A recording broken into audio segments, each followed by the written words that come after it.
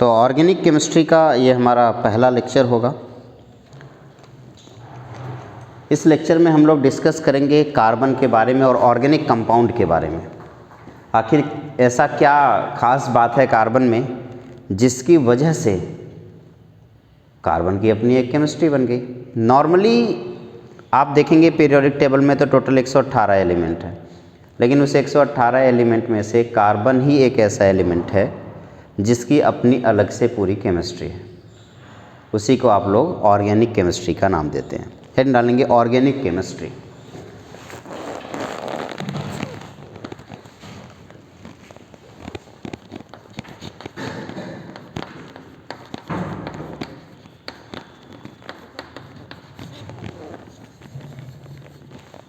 This is known as chemistry of carbon.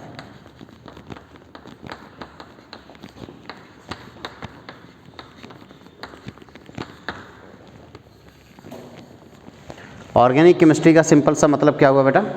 Chemistry of carbon. अब carbon की chemistry बताना है तो क्यों, आखिर कार्बन के पास ऐसी क्या खास बात है जिसकी वजह से अलग से केमिस्ट्री बनी? कोई तो खास बात होगी। इसका दो खास बात है। पहली खास बात यह है कि carbon self linking property show करता है, जिसे हम कैटनेशन बोलते हैं। क्या बोल देंगे बेटा? Catenation. That means self linking property. Self linking property जिसे आप कैटनेशन बोलते हैं, यानी कि कार्बन खुद से लिंक होकर के एक बहुत बड़ी सी चेन बना सकता है।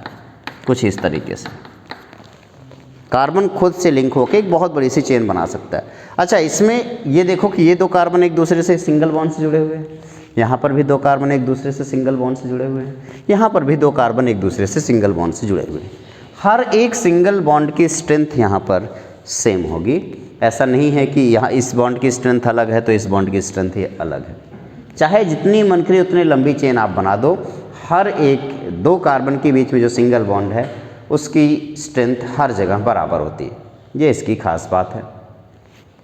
अब दूसरी जो खास बात है वो है आपका टेट्रावैलेंसी।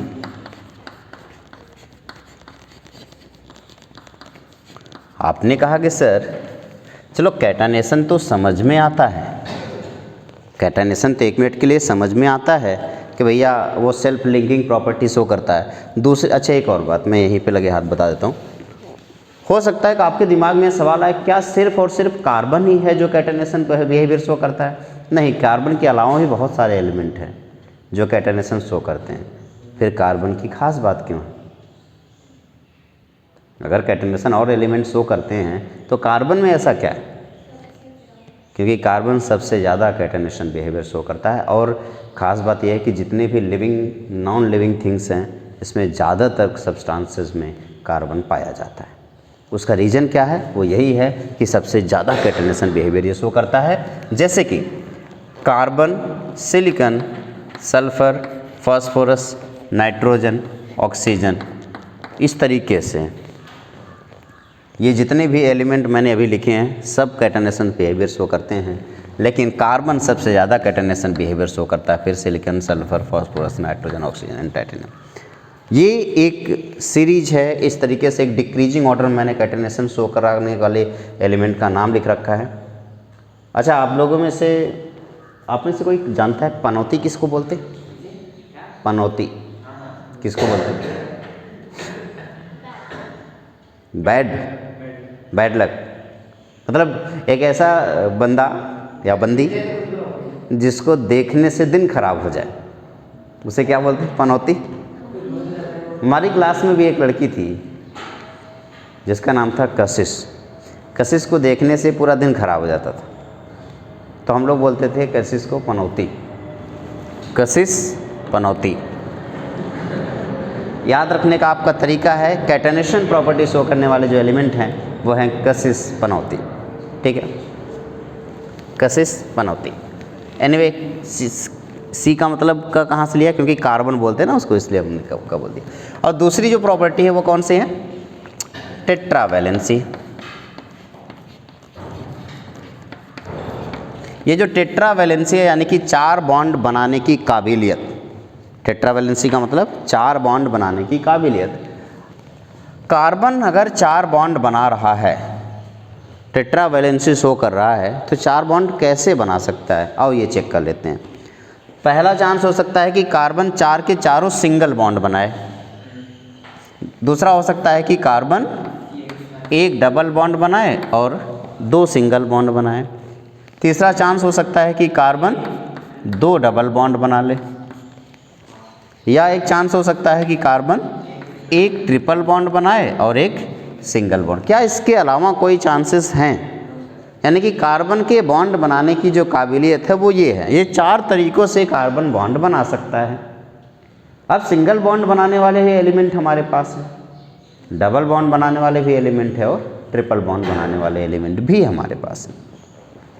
तो मान लो अगर कार्बन ने सिंगल बॉन्ड बनाने वाला एक एलिमेंट लिया जिसे आप बोलते हैं हाइड्रोजन, तो कार्बन हाइड्रोजन के साथ बॉन्ड बनाए और इस तरीके से कुछ एलिमेंट तैयार करेगा। कुछ कार्बन और हाइड्रोजन दोनों एलिमेंट एक दूसरे के साथ बॉन्ड बनाए और इससे कुछ कंपाउंड तैयार हो। उस कंपाउंड का नाम होता है हाइड्रोकार्बन। क्यों? क्योंकि वो हाइड्रोजन और कार्बन से मिल के बना है, इसके अलावा तीसरा कोई एलिमेंट इसमें नहीं है। That's why this is known as hydrocarbon. लेकिन अगर सिंगल बॉन्ड बनाने वाला एक और एलिमेंट होता है जिसे आप हैलोजन बोलते हो, हैलोजन सुनते हो, जानते हो क्या होता है? Fluorine, chlorine, bromine, iodine x से रिप्रेजेंट करते हैं, तो वो हो गया हैलोजन। अगर हाइड्रोकार्बन भी है, हाइड्रोजन भी है, हैलोजन भी है और इस तरीके से वो कंपाउंड तैयार करे और उस कंपाउंड का जो नाम आएगा उसको हम बोलेंगे hello alkene and hello arene. इस तरीके से 2 कंपाउंड तैयार होंगे, hello alkene and hello arene.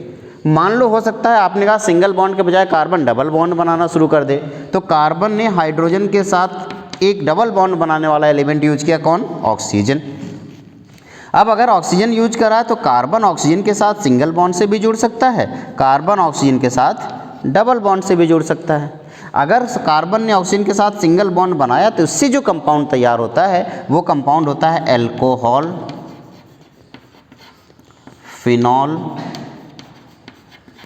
And ether. आगे इन सब के बारे में डिटेल में डिस्कशन किया जाएगा। लेकिन अगर वही कार्बन डबल बॉन्ड बनाए तो इससे जो कंपाउंड तैयार होगा वो होगा एल्डिहाइड,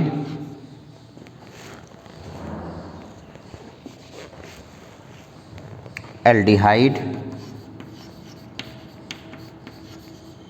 कीटोन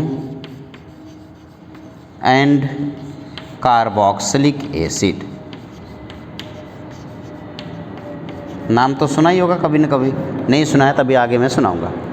अच्छा, अगर ट्रिपल बॉन्ड बनाने वाला एलिमेंट आ जाए, जैसे कार्बन है, हाइड्रोजन है और साथ ही साथ नाइट्रोजन आ जाए, तो उससे जो कंपाउंड तैयार होगा उसे बोलेंगे अमाइन एंड एनिलीन, या फिर मैं ऐसे लिख देता हूँ amine comma aniline and diazonium salt.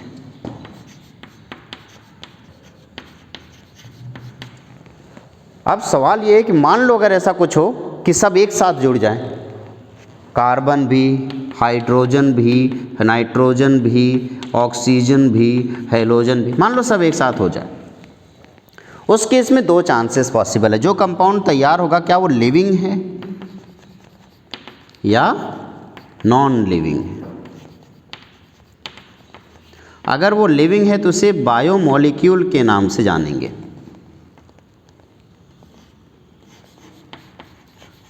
अगर आप बायो के हैं तो आप जानते होंगे बायोमोलिक्यूल क्या है, और अगर नॉन लिविंग है तो उसे पॉलीमर के नाम से जानेंगे। और इस तरीके से इससे ज़्यादा कंपाउंड बन नहीं सकते। इस तरीके से ये रहा आपकी ऑर्गेनिक केमिस्ट्री की पूरी सिलेबस। फुल ऑर्गेनिक केमिस्ट्री आपके सामने बोर्ड पे लिखा हुआ है, जिसमें से सिर्फ एक चैप्टर आपको क्लास 11th के सिलेबस में पढ़ना होता है और वो है हाइड्रोकार्बन। इसके अलावा जितना भी ये सिलेबस आपको दिख रहा है ये सब क्लास 12th का सिलेबस है। हालांकि हमारे लिए क्या 11th क्या 12th हमारे लिए तो सब बराबर है, इसलिए हम एक तरफ से चलते हुए चलेंगे।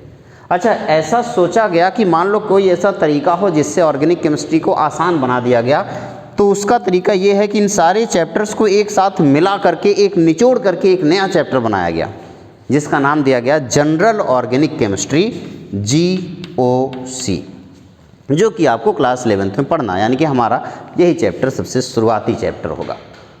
क्या ये बात क्लियर हो रही है?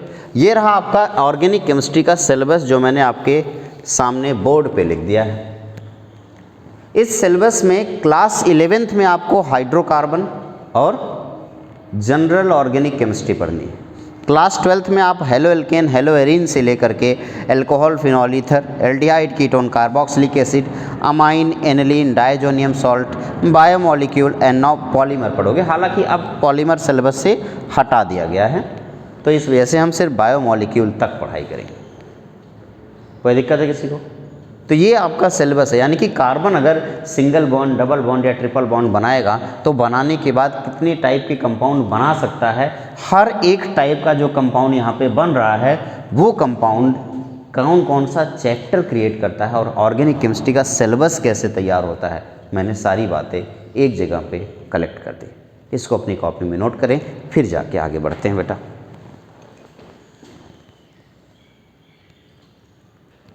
तो जिन लोगों ने नोट कर लिया वो अगली हेडिंग डालेंगे, shape of organic compound.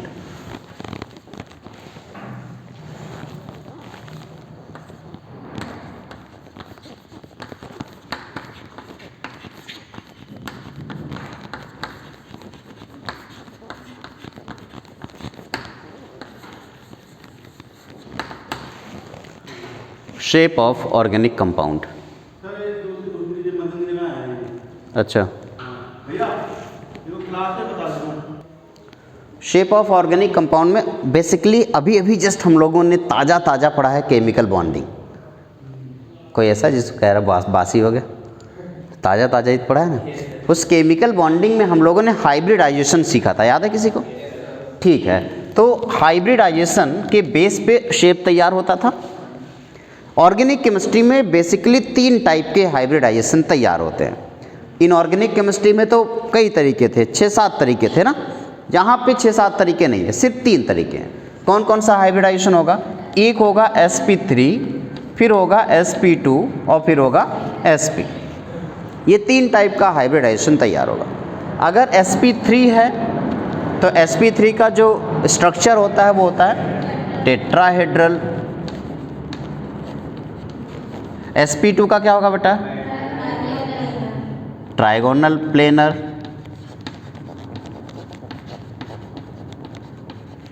sp का क्या होगा बताइए? लीनियर। तो इस तरीके से 3 शेप आपको नजर आएंगे। अब ये जो हाइब्रिडाइजेशन होता है वो सिग्मा बॉन्ड पे ही डिसाइड होता है, पाई बॉन्ड से तो मतलब नहीं होता। तो इसके लिए मैंने आप लोगों को ये भी बताया था, याद है कोई? जेड क्या होता था? Number of sigma bond plus lone pair. हालांकि यहाँ लोन पेयर का कोई कॉन्सेप्ट नहीं है क्योंकि ये ऑर्गेनिक केमिस्ट्री है, इनऑर्गेनिक तो है नहीं। तो ये जो सिग्मा बॉन्ड है, इस सिग्मा बॉन्ड को देखते हुए ही हम 3 तरीके का हाइब्रिडाइजेशन तैयार करते हैं। सोचो अगर मान लो एक कार्बन है और इस कार्बन ने सभी सिंगल बॉन्ड बनाया है कुछ इस तरीके से, तो 4 सिंगल बॉन्ड बनाया, CH4 का स्ट्रक्चर तैयार हुआ। हाइब्रिडाइजेशन कोई बताए कितना है? sp3 बॉन्ड एंगल कितना होता है बेटा? 109 डिग्री 28 मिनट, ये होता है। अब आप लोग जे के स्टूडेंट हो तो आप 109 डिग्री 28 मिनट समझोगे, बोर्ड में 109.5 डिग्री बोल देते हैं, ठीक है। तो 109 डिग्री 28 मिनट का एंगल बनता है और इसे टेट्राहेड्रल बोलते हैं और साथ ही साथ इसे एल्केन के नाम से जाना जाता है, यानी कि सिंगल बॉन्ड, सारे सिंगल बॉन्ड। लेकिन अगर मैं कहीं पे डबल बॉन्ड लगा दूं, देखो इस तरीके से, अब हर एक कार्बन पे हाइब्रिडाइजेशन कितना हो जाएगा? sp2, इस पर भी आया sp2 और इस कार्बन पर भी sp2 होगा। दोनों कार्बन के ऊपर sp2 हाइब्रिडाइजेशन होगा। और साथ ही साथ हाइब्रिडाइजेशन sp2 होने के साथ साथ बॉन्ड एंगल कितने डिग्री का होगा बेटा? 120 डिग्री का होना चाहिए, बट इस लोन पेयर के रिपल्सन की वजह से ये जो बॉन्ड एंगल है वो 120 डिग्री से थोड़ा सा कम हो जाता है। वो तो बात की बात है, फिलहाल ये जो शेप है वो कैसा है? प्लेनर। कैसा होता है बेटा? प्लेनर शेप होता है। और साथ ही अब सबसे आखिरी में अगर मैं यहाँ पे ट्रिपल बॉन्ड ऐसे बनाऊँ, ये हाइड्रोजन या हाइड्रोजन, ये ट्रिपल बॉन्ड बन रहा है, ये क्या तीनों मॉलिक्यूल सारे एटम एक दूसरे के लाइन में हैं। बॉन्ड एंगल कितने डिग्री का हो गया? 180 डिग्री का। हाइब्रिडाइजेशन क्या हो गया? sp हो गया और इसे शेप का नाम होगा लीनियर शेप। तो ये इसके शेप होते हैं। अगर ऑर्गेनिक कंपाउंड आपको पढ़ना है, यानी कि ऑर्गेनिक केमिस्ट्री पढ़ना है, तो आपके पास टेट्राहेड्रल, ट्राइगोनल, प्लेनर और लीनियर, ये 3 शेप होंगे। sp3, sp2 और sp हाइब्रिडाइजेशन, 3 हाइब्रिडाइजेशन होंगे। क्या ये बात क्लियर हो रही? कोई दिक्कत नहीं, क्योंकि अभी अभी हमने केमिकल बॉन्डिंग पढ़ के अभी भी खत्म किया है, तो इस वजह से इस पर ज़्यादा दिक्कत तो नहीं होना चाहिए। इसको अपनी कॉपी में नोट करें, फिर इस पर कुछ क्वेश्चन करेंगे और उसके बाद फिर आगे बढ़ेंगे। तो नेक्स्ट हेडिंग है हमारा characteristic features of pi bond. Pi bond के कैरेक्टरिस्टिक फीचर्स के बारे में डिस्कशन करते हैं। देखो बेटा, जब पाई बॉन्ड बनता है तो सबसे पहले मान लो पहले सिंगल बॉन्ड बना, सिंगल बॉन्ड बनने के बाद तब जाके डबल बॉन्ड बनता है और फिर जाकर ट्रिपल बॉन्ड बनता है। तो मान लो अगर कहीं पाई बॉन्ड बन रहा है, तो पाई बॉन्ड बनने के लिए खास बात क्या होनी चाहिए? p और p का ऑर्बिटल आपस में ओवरलैप होता है। ठीक है, तो जब p पाई बॉन्ड बनाना है पहले तो पाई बॉन्ड बनाने के लिए एक बार वापस रिवाइज कर रहा हूँ। ओवरलैपिंग ऑर्बिटल का कैसा होना चाहिए? साइड वाइज या लेटरल ओवरलैपिंग बोलते हो।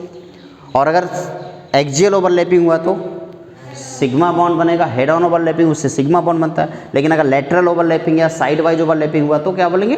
Pi bond. तो मान लो एक ऑर्बिटल यहाँ पे ऐसे है, वो दूसरा एक ऑर्बिटल p का ऐसे है, ये दोनों एक दूसरे से साइड वाइज ओवरलैपिंग करते हैं और इसकी वजह से कुछ इस तरीके से एक बॉन्ड तैयार होता है।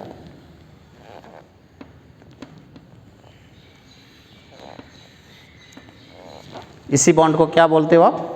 Pi bond. ये पाई क्लाउड कहलाता है, पाई क्लाउड कहलाता है। अब सवाल ये है कि ये जो p ऑर्बिटल यूज हो रहा है ना, ये भी कौन सा? ये px, ये px या क्या हो सकता है? py और py।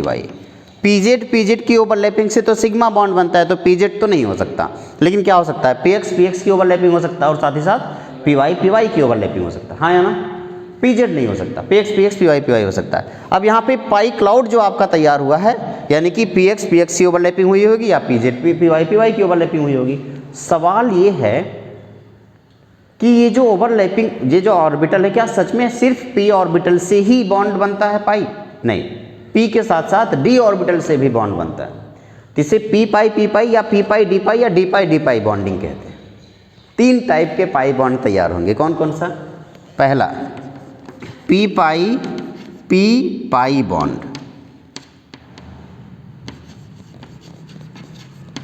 ये तब होगा जब आपका कोई सेकेंड ग्रुप ऑफ पीरियड तो पढ़ाया गया है, कोई सेकेंड पीरियड का एलिमेंट किसी सेकेंड पीरियड के एलिमेंट के साथ बॉन्ड बनाए, तो क्या बनेगा? p पाई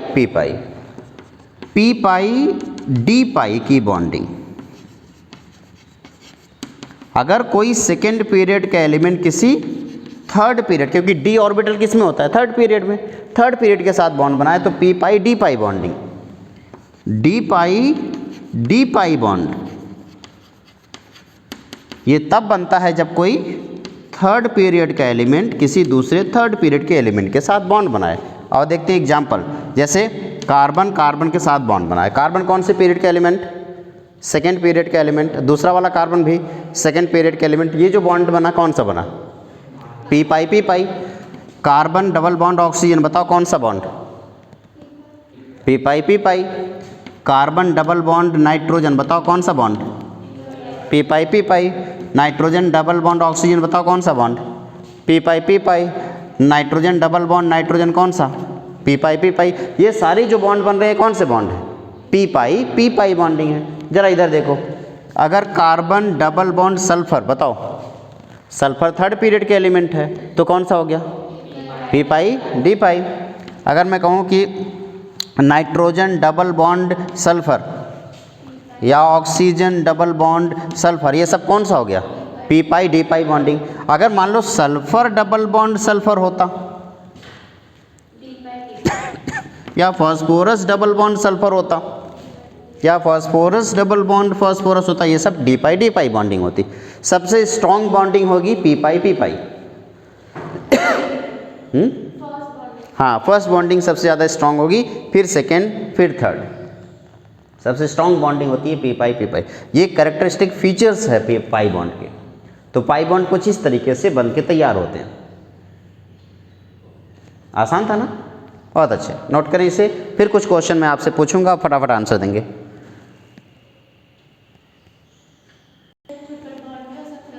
क्या बेटा? हाँ, ट्रिपल बॉन्ड भी हो सकता था, तब भी पाई पी ऑर्बिटल यूज होगा तो पाई, डी ऑर्बिटल यूज होगा डी पाई। ऐसे दोनों पी ऑर्बिटल यूज हुए तो पी पाई। एक पी एक डी हुआ तो पी पाई डी पाई। अगर दोनों डी यूज हुए तो डी पाई बॉन्डिंग। चलो कुछ सवाल है, पहले सवाल की तरफ चलते हैं, फटाफट आंसर देना आप लोग। लिखा है how many sigma and pi bonds are present in each of the following molecules and also write the state of hybridization of each carbon atom. ये सवाल है, मैं लिख देता हूँ फिर से। How many sigma and pi bonds are present in each of the following. पहला मॉलिक्यूल मैं यहाँ पे आपके सामने लिखता हूँ, ए मॉलिक्यूल है H C triple bond C H, नहीं ट्रिपल बॉन्ड सी एच, फिर से डबल बॉन्ड CH3 पहला। दूसरा सवाल है CH2 डबल बॉन्ड CH3। तीसरा सवाल है CH3Cl, ABCD है। चौथा सवाल है आपका CH3 का होल ट्वाइस COE, चौथा में पांचवा हो गया CH3CN।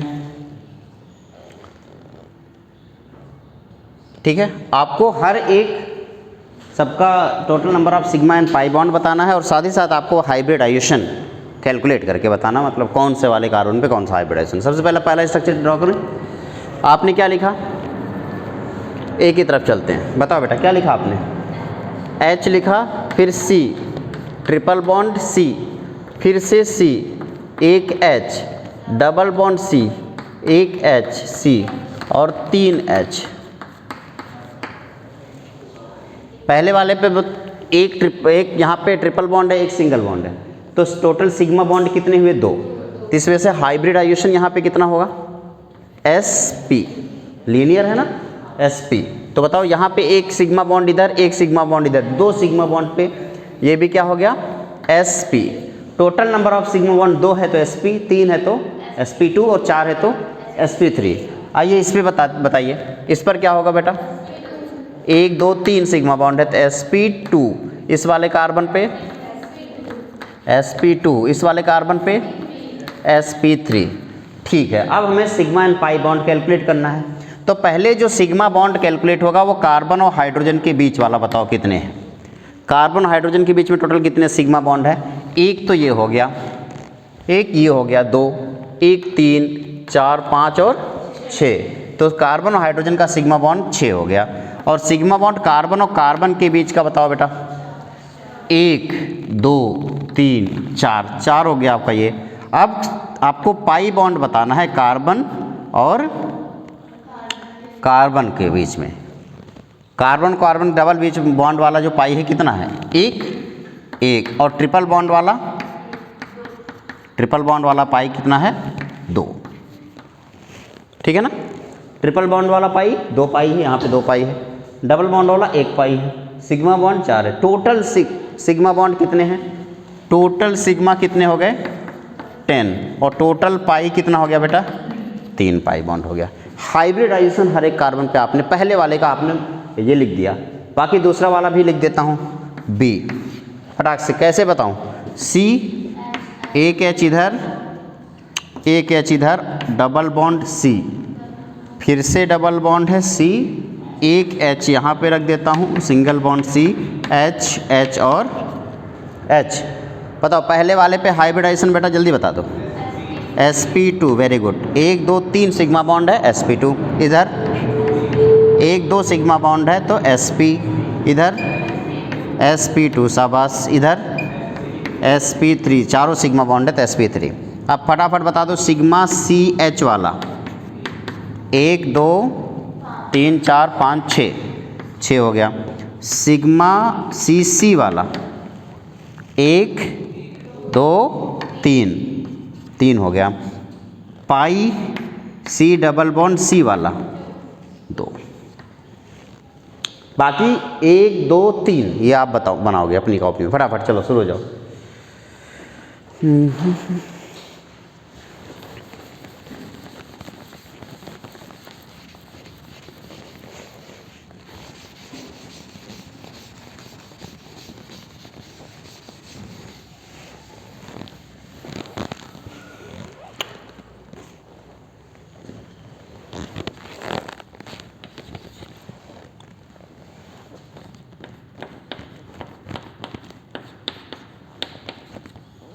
हाइब्रिडाइजेशन बताना बेटा।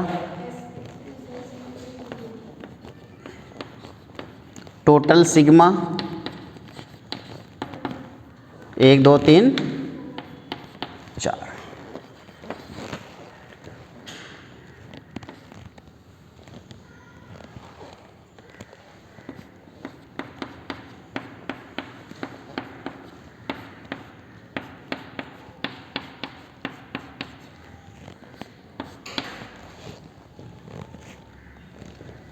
हाइब्रिडाइजेशन इस वाले कार्बन पर बताना बेटा, इस पर sp2, इस वाले कार्बन पे, और यहाँ पे ये वाला कार्बन 3। Very good. ओके, तो टोटल सिग्मा CH वाले कितने हैं? 1 2 3 4 5 6। सिग्मा CC वाले कितने हैं? 1 2। सिग्मा CO का 1, पाई CO का 1। ठीक है, आसान है ना। एक आखिरी बचा हुआ है E वाला, CH3 C triple bond N। इस वाले कार्बन पे हाइब्रिडाइजेशन बताना बेटा, sp3, शाबाश। इस वाले कार्बन पे sp। टोटल सिग्मा CH का 1 2 3, सिग्मा CN का 1, पाई CN का 2। देखो कितना आसान है, कभी सोचा भी नहीं होगा इतना आसान होता होगा ना ऑर्गेनिक केमिस्ट्री। सोचा ऑर्गेनिक केमिस्ट्री इतना ही आसान है? नहीं, टफ है। टफ तो है बेटा।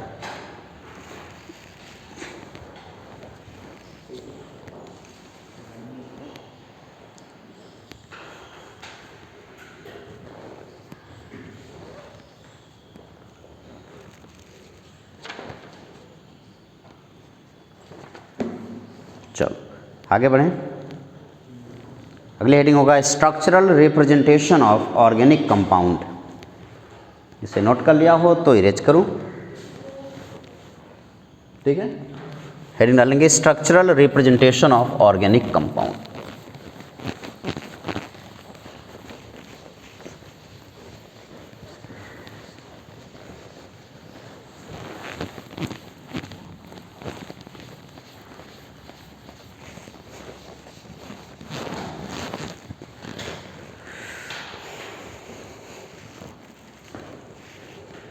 Structural representation of organic compound।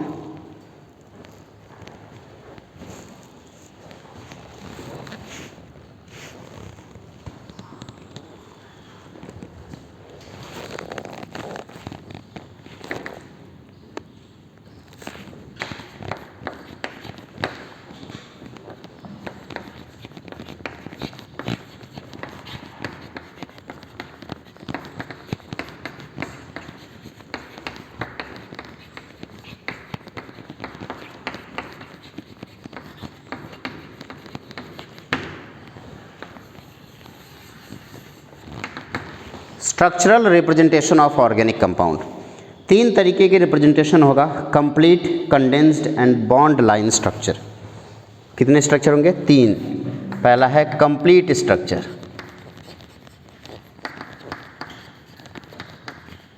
जिसे ओपन स्ट्रक्चर बोलेंगे।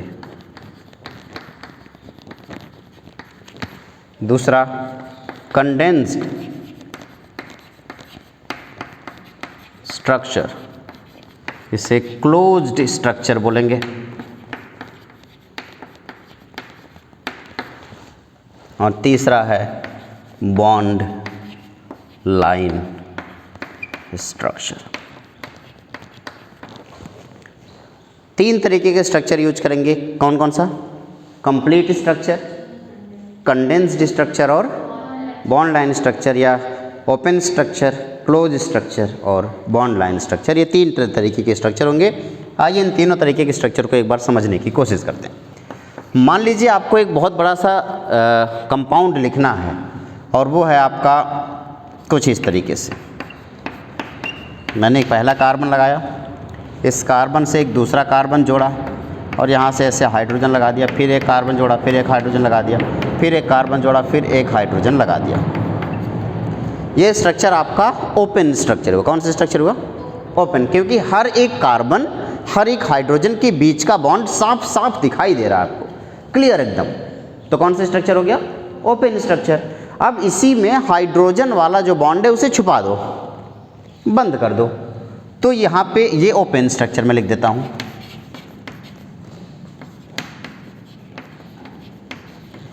अगर मैं इसी को ऐसे लिख दूँ, ये देखो CH3 कर दिया, तीनों हाइड्रोजन एक साथ कंबाइन कर दिया, फिर CH2, CH2, CH3 ऐसे कर दिया, तो इसको क्या बोलेंगे?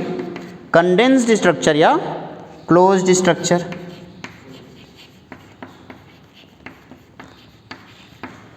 और अगर हर एक कार्बन को एक पॉइंट से देखना, ध्यान देना, हर एक कार्बन को मैंने एक पॉइंट बनाया। याद रखें 3 पॉइंट एक साथ कभी एक स्ट्रेट लाइन में नहीं होना चाहिए। एक कार्बन मैंने ये वाला दिया, दूसरा वाला कार्बन थोड़ा सा ऊपर ऐसे जिगजैग करके, तीसरा वाला कार्बन यहाँ पे, चौथा वाला कार्बन यहाँ पे। इन सभी कार्बन को एक लाइन से ऐसे रिप्रेजेंट कर दिया, इसे बोलते हैं बॉन्ड लाइन स्ट्रक्चर।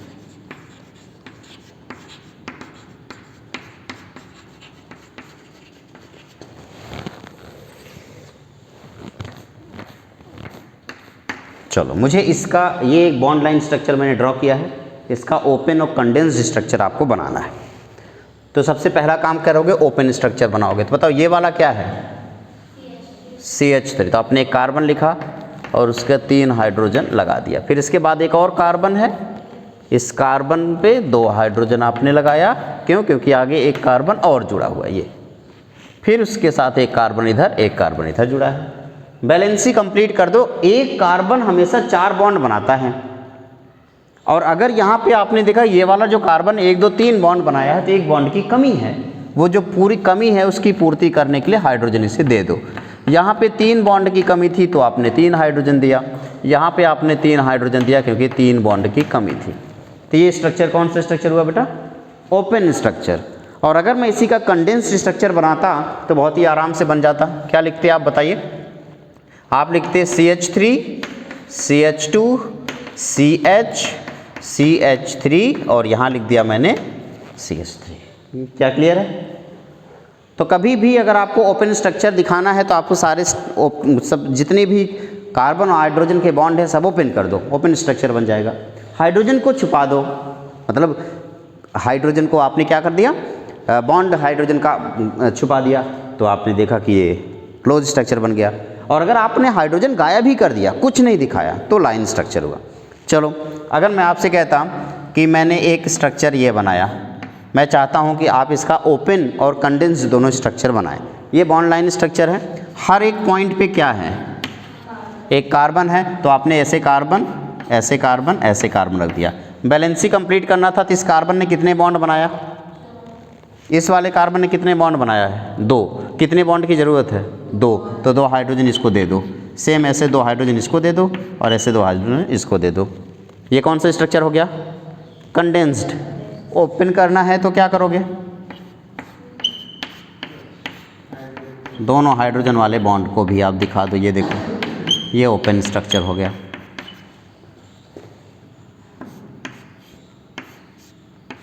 ये देखो, अब मुझे इसका बनाना है, कैसे बनेगा?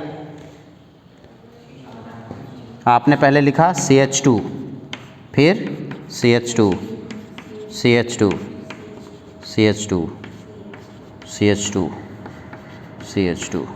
ये देखो, अब ओपन करना है बस, बहुत आसान है यार। इतना आसान हो सकता है क्या कुछ? केमिस्ट्री से आसान क्या हो सकता है? हिंदी? केमिस्ट्री के से आसान क्या हो सकता है, बताओ बेटा। केमिस्ट्री से आसान कुछ हो ही नहीं सकता। सबसे आसान सब्जेक्ट कौन सा है? केमिस्ट्री। देखा, उन केमिस्ट्री में कौन सी chemistry? Organic chemistry. Organic chemistry सबसे सिंपल सब्जेक्ट है केमिस्ट्री में। साइंस अगर आप पढ़ रहे हैं तो साइंस में सबसे सिंपल सब्जेक्ट है केमिस्ट्री, और उस केमिस्ट्री में भी सबसे सिंपल है ऑर्गेनिक केमिस्ट्री। बशर्ते ऑर्गेनिक केमिस्ट्री में आपको थोड़ा सा दिमाग लगाना पड़ता है, आपको उस सारी चीज़ों को अपने रियल लाइफ से रिलेट करना पड़ता है, और उसके बाद अच्छा कुछ लोग कुछ ज़्यादा ही रिलेट कर जाते हैं।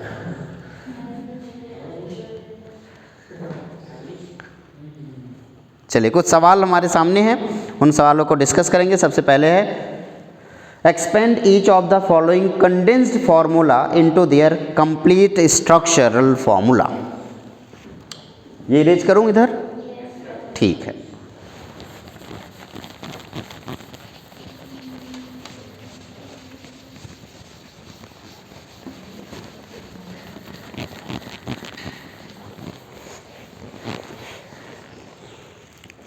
क्वेश्चन है expand each of the following condensed formula into their complete structural formula. पहला क्वेश्चन है इसमें, पहला है ए CH3 CH2 CO CH2 CH3। दूसरा है CH3 CH double bond CH CH2 का होल थ्राइस CH3।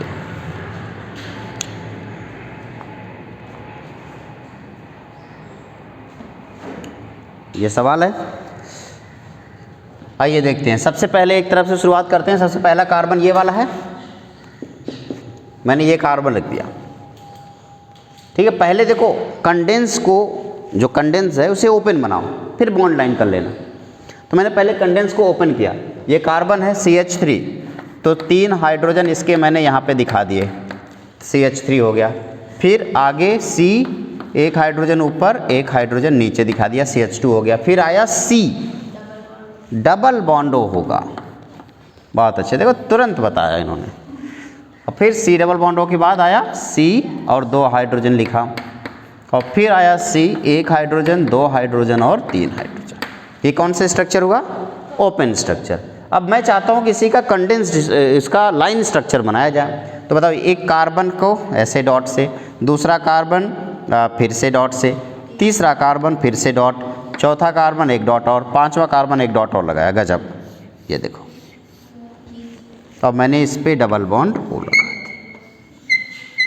ये देखो कितना आसान है ना, उड़ती हुई चिड़िया। अगला बी वाले में चलते हैं। आपने कहा कि सर CH3 यानी कि कार्बन, 1 हाइड्रोजन 2 हाइड्रोजन 3 हाइड्रोजन, आगे फिर सिंगल बॉन्ड और 1 हाइड्रोजन यहाँ पे, फिर डबल बॉन्ड C, 1 हाइड्रोजन नीचे लटका दिया। आप बताओ 3 बार लगातार क्या लिखूँ? CH2 1, CH2 2, CH2 3, फिर लिख दिया मैंने CH3। गजब, क्या बात है, कमाल कर दिया। मैंने तो इसको ओपन किया ही नहीं, तो मुझे ओपन करना था।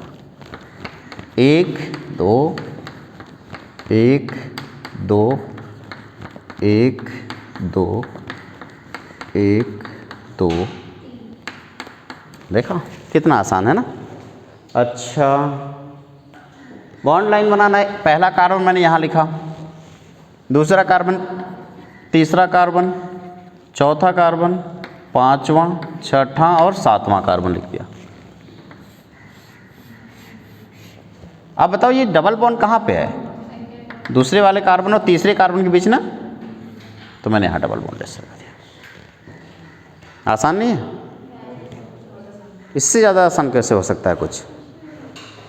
सवाल में कहीं कहीं ऐसा नज़र आएगा बेटा, जैसे मैंने लिखा CH3 का होल थ्राइस CH3 का होल थ्राइस। जब CH3 का होल थ्राइस या ट्वाइस लिखे तब ये देखो ये CH2 का होल ट्वाइस है,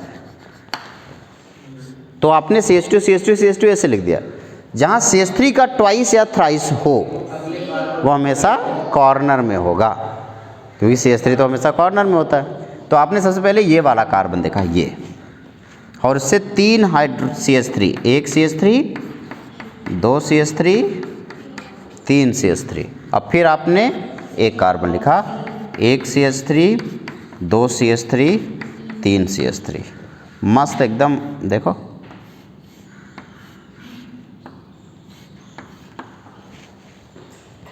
बॉन्ड लाइन स्ट्रक्चर। बहुत आसान है यार, छोड़ो अब इससे ज़्यादा क्या ही बताऊँ, है ना। चलो नोट कर लो इसको अपनी कॉपी में। फिर जाके 3 डायमेंशनल रिप्रेजेंटेशन करेंगे हम लोग। 3 dimensional 3D representation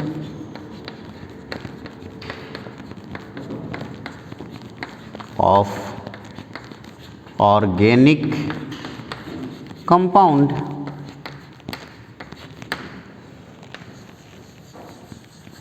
three dimensional representation of organic compound. Organic compound का 3 डायमेंशनल रिप्रेजेंटेशन कैसे होगा, कितने तरीक़ों से रिप्रेजेंट किया जाता है मैं बता देता हूँ। सबसे पहले हम वेज डैश रिप्रेजेंटेशन की बात करेंगे।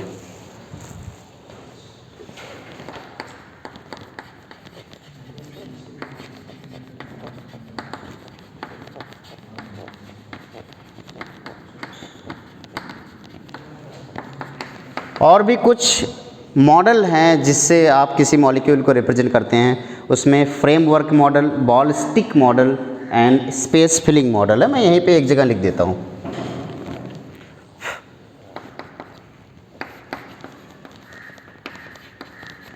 Framework model, ball stick model and space filling model.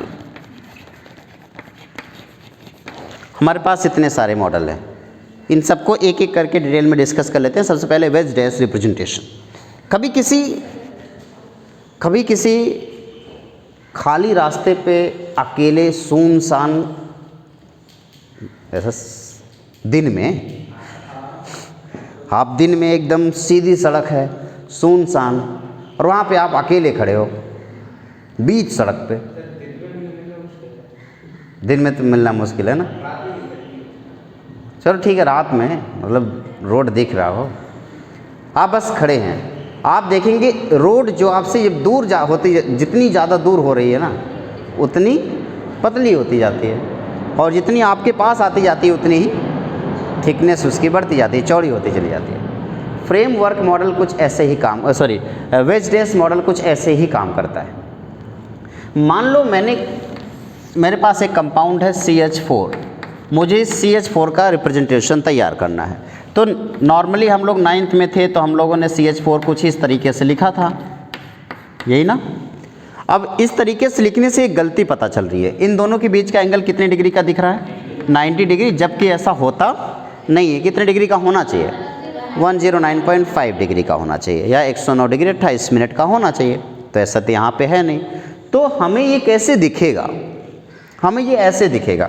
ये रहा कार्बन, इस कार्बन से एक हाइड्रोजन ऊपर की तरफ मैंने यहाँ पे लिख दिया, एक हाइड्रोजन मैंने यहाँ पे लिख दिया। ये दोनों हाइड्रोजन एक प्लेन में है जो कि बोर्ड है, इस बोर्ड के एक प्लेन में ये 2 हाइड्रोजन आपको दिखाई दे रहे हैं।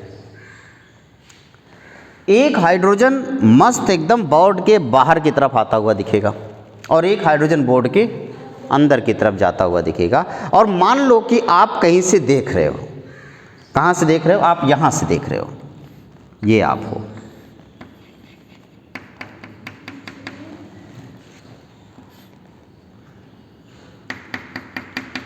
आप यहाँ से देख रहे हो, किसकी आँख है ये?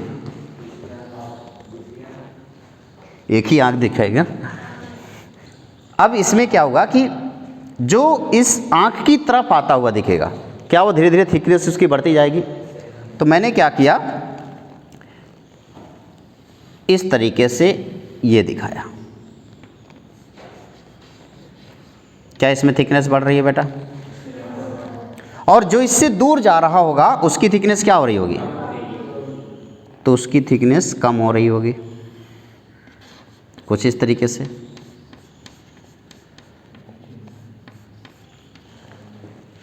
ये एक हाइड्रोजन यहाँ पे है और एक हाइड्रोजन यहाँ पे, ये कार्बन है आपका, मस्त एकदम ऐसे।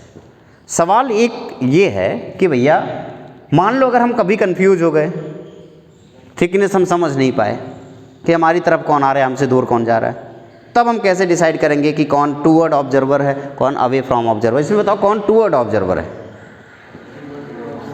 ये टूवर्ड ऑब्जर्वर। और ये क्या है बेटा? Away from observer. अब ये टूवर्ड ऑब्जर्वर है या अवे फ्रॉम ऑब्जर्वर है? क्यों, कैसे पता चल गया ये अवे है?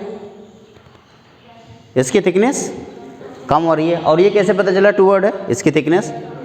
तो सवाल ये था कि अगर मान लो कभी एक प्रॉब्लम आ जाए, हम नहीं समझ पाएंगे, तो इसलिए एक नई चीज़ लाई गई, उसे हम जो अवे फ्रॉम ऑब्जर्वर होगा उसे डैश से रिप्रेजेंट करते हैं। ये देखो, ये डैश हो गया और ये सॉलिड। तो इसको हम सॉलिड वेज बोलते हैं। क्या बोलते हैं? Solid veg.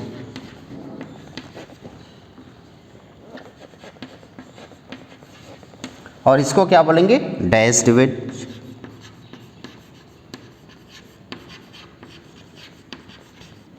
ये सॉलिड वेज क्या रिप्रेजेंट कर रहा है? Towards observer.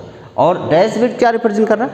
Away from observer. और इस तरीके से हम इन दोनों के बीच का बॉन्ड एंगल 109 डिग्री 28 मिनट बड़े आराम से लिख सकते हैं। 109 डिग्री एंड 28 मिनट। क्या है, बात क्लियर होगी? कोई दिक्कत तो नहीं है ना किसी को? और इसका हाइब्रिडाइजेशन अगर मुझे लिखना हो तो इसका हाइब्रिडाइजेशन क्या लिख दूंगा? sp3। और उसकी हिसाब से इसका जो शेप तैयार होगा वो कौन सा बनेगा? टेट्राहेड्रल। मैं यहाँ पे टेट्राहेड्रल शेप तैयार करके दिखा दे रहा हूँ। ये कार्बन है, ये हाइड्रोजन,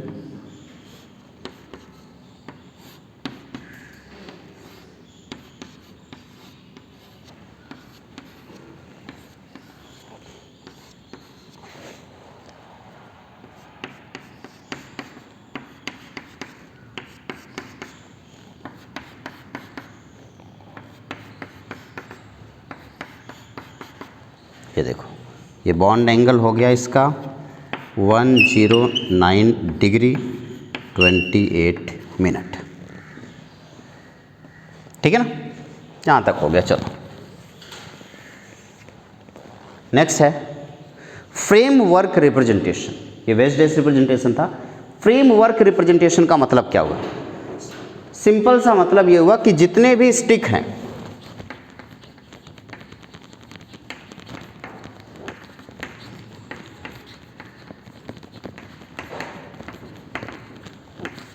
जितने भी स्टिक्स हैं, हर एक बॉन्ड को एक स्टिक से रिप्रेजेंट करो। तो मेरे पास कितने बॉन्ड है? 4 बॉन्ड है ना? इन 4 बॉन्ड को एक स्टिक से रिप्रेजेंट कर रहा हूँ। देखो एक और बात, ये नॉर्मली इतना जो कॉम्प्लेक्स दिख रहा है ना, हम लोग सिंपली उसे ऐसे लिखेंगे। आप इतना ज़्यादा परेशान मत होना, सिंपली ऐसे लिख दिया करेंगे। तो हर एक बॉन्ड को बस एक फ्रेम से, एक इस तरीके से, मान लो एक कार्बन है, ये कार्बन है, इस कार्बन ने एक बॉन्ड ऐसे बनाया, एक बॉन्ड यहाँ पे, हर एक ऑर्बिटल आपको दिखाई दे रहा है, ये 4 ऑर्बिटल थे, और फिर हाइड्रोजन का अपना एक ऑर्बिटल आया।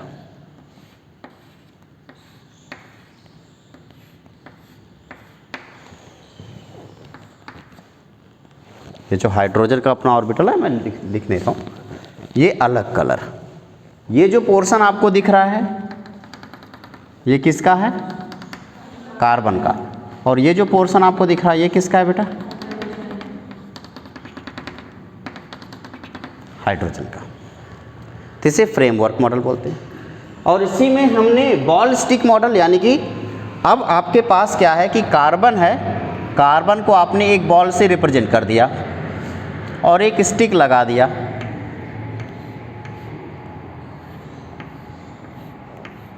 और हाइड्रोजन को एक अलग बॉल से रिप्रेजेंट किया, यह हाइड्रोजन का बॉल है।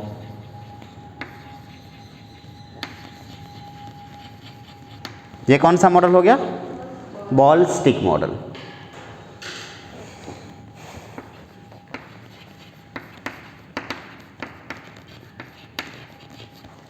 अब सबसे आखिरी में स्पेस फिलिंग। बलून देखा था हमने? जब बलून को एक दूसरे के पास आए तो क्या बॉन्ड दिख रहा था? नहीं, सिर्फ स्पेस ही स्पेस दिख रहा था। तो इसे हम स्पेस फिलिंग मॉडल बोलते हैं। उसमें कार्बन का अपना एक बड़ा सा स्पेस होता है, ये कार्बन है, इसमें ऊपर हाइड्रोजन एकदम मस्त यहाँ पे चिपका हुआ है, एक हाइड्रोजन, यहाँ पे एक दूसरा हाइड्रोजन है, यहाँ पे एक तीसरा हाइड्रोजन है, एक हाइड्रोजन जो पीछे के साइड है, कुछ ऐसे। तो ये अंदर वाले तो दिखेंगे नहीं क्योंकि ये तो कार्बन के हैं पोर्शन, ठीक है ना। तो मैं इसको ऐसे इरेज कर देता हूँ।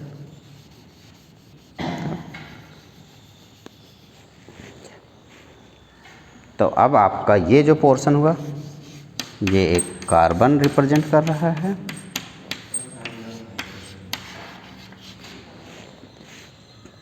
ये आपका हाइड्रोजन है,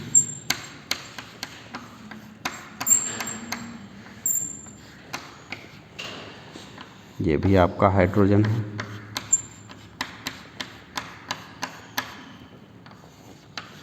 ये भी आपका हाइड्रोजन।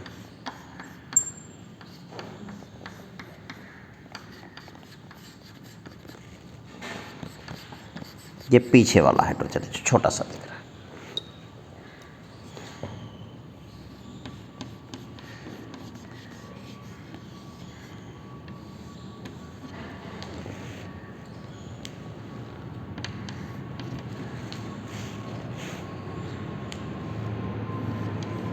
ये स्पेस फिलिंग मॉडल हो गया।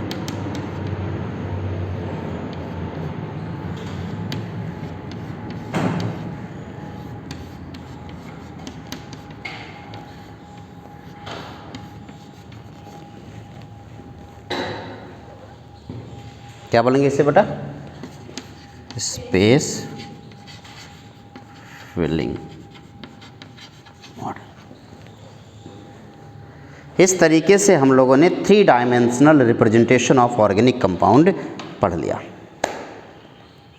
एक बार फिर से फटाफट बता दीजिए हमने आज क्या क्या पढ़ा। सबसे पहले हम लोगों ने क्या पढ़ा? जनरल इंट्रोडक्शन देखा ऑर्गेनिक कंपाउंड का, ऑर्गेनिक केमिस्ट्री का। फिर हमने शेप देखा, हाइब्रिडाइजेशन सीखने की कोशिश की, फिर कैरेक्टरिस्टिक्स, पाई बॉन्ड के कैरेक्टरिस्टिक्स को देखा, फिर total number of sigma and pi bond calculate करना सीखा, फिर 3 डायमेंशनल स्ट्रक्चरल रिप्रेजेंटेशन देखा, और फिर 3 डायमेंशनल रिप्रेजेंटेशन देखा। इस तरीके से आज हम लोगों ने ये इतना सब कुछ पढ़ा है। हेडिंग डाल के छोड़ देंगे classification of organic compound. Organic chemistry का अभी आज के लेक्चर में हमने ये इंट्रोडक्शन देखा ऑर्गेनिक केमिस्ट्री का। अब एक वर्ड, अभी कुछ बातें हैं जिसमें मैं बता देता हूँ कि ऑर्गेनिक कंपाउंड का सिंपल सा मतलब होता है कि ऐसा कंपाउंड जो नेचर ने हमें दिया है। Nature, natural. ऑर्गेनिक वर्ड का मतलब होता है नेचुरल, ठीक है। तो ऑर्गेनिक कंपाउंड का मतलब नेचुरल कंपाउंड।